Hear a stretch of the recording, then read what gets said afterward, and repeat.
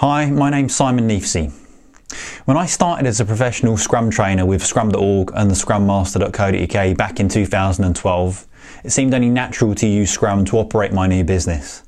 Starting a new company was a complex undertaking, and I suspected that Scrum would be a perfect fit for that. At a recent course, one of my students asked me to share what Scrum looked like for me at the scrummaster.co.uk. This is my response to that question. Things have changed quite a bit in the years that I've been using Scrum to operate this company.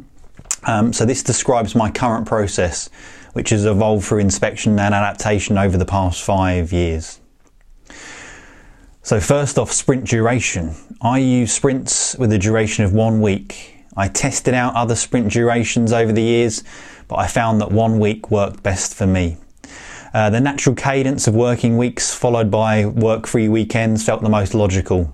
It's the pattern that the rest of the world, including my family and friends, follow, so it made sense for me to swim with the tide rather than fight against it. I also found that the target of a relaxing and work-free weekend was a big motivator to help me reach sprint goals.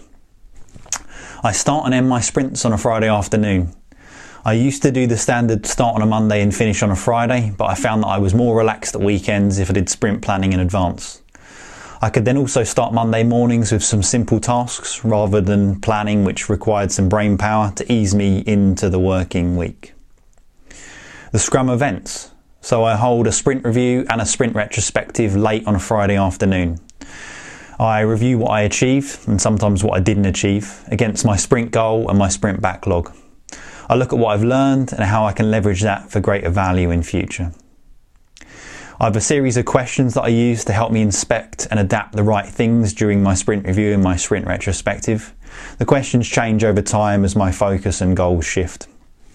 The final activity each week for me is sprint planning, where I set a sprint goal and create a sprint backlog or a plan for the next week. I can then down tools and relax over the weekend, safe in the knowledge that everything is planned and ready to go next week. At the end of each working day, I carry out a daily scrum and replan my activities and goals for the next day.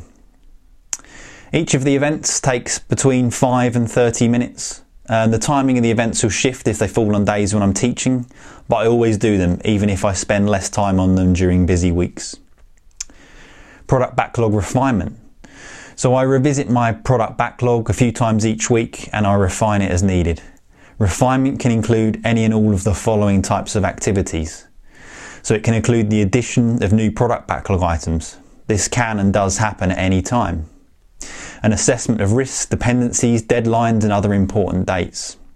An assessment of value. Does this product backlog item move me towards a goal on my roadmap? I assign a 1 to 10 score for value so I can keep track of it. An estimate of effort and complexity. I spend very little time doing this. An indication of relative size is all I need for my planning purposes. I also assign a score of 1 to 10 for this. Pre-planning activities. So for highly ordered items in my product backlog, I may start to think about how I will work on them in upcoming sprints as part of my refinement activities. And finally, reordering. All of those considerations that I've mentioned there will lead to me to reorder items so that the most important and valuable work is at the top of my product backlog and ready to go. Tools. So physical sprint boards are all well and good and are a great thing, but they're not very practical when you travel as much as half your time as I often do. I use a tool called Trello to maintain my product and sprint backlogs. It's free, simple, available on all devices, available offline. I can't imagine how I used to manage without it. My product backlog, so I have a Trello board for my product backlog, and in the board I have a number of lists where I store the following information. The first list is my product backlog, a list of assignments and upcoming work. A product roadmap and goals in a second list, which outlines where I want to go, what I want to do, and what I want to achieve in the medium to long term.